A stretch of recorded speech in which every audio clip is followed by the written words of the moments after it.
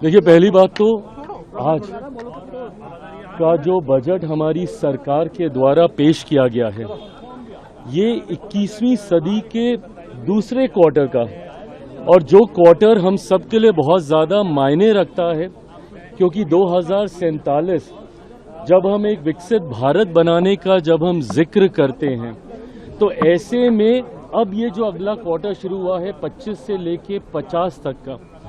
यहाँ से अब हमें हर उस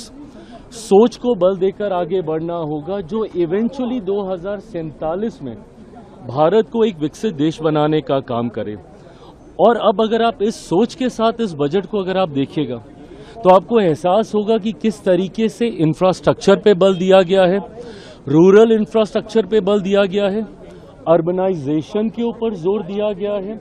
गांव शहर की दूरी को कम करने का इसमें प्रयास किया गया है, आत्मनिर्भरता पे बल दिया गया है, मैन्युफैक्चरिंग और मैन्युफैक्चरिंग सेक्टर के हर एक वर्टिकल्स में, भले वो डिफेंस में हो, वो प्रोसेसिंग में हो, वो किसी भी क्षेत्र में हो, रेयर मिनरल्स में हो, हर क्षेत्र में जिस तरीके से आत्मनिर्भरता को कुंजी बनाकर इस बजट में उस व्यवस्था को और ज़्यादा मजबूत करने का प्रयास किया गया है। युवा शक्ति को केंद्र में रखकर जितने ये सारे वर्टिकल्स एक्सपैंड होंगे, उतनी ही जॉब अपॉर्चुनिटीज़ भी क्रिएट होंगी। स्किलिंग पे बहुत ज़्यादा कंसंट्रेट पुनः किया गया है। फार्मिंग की अगर बात करें, उसमें जिस तरीके से डाइवर्सिटी को एक्नॉलेज किया गया है, नहीं तो आप उसी को एक ही उत्पादन बार बार रखने की भी समस्या सरकार के पास इवेंचुअली होने लगेगी। तो कैसे डाइवर्सिफाई किया जाए कोकोनट, कोको, इन तमाम चीज़ों को जिस तरीके से बजट में रिकॉग्नाइज किया गया है,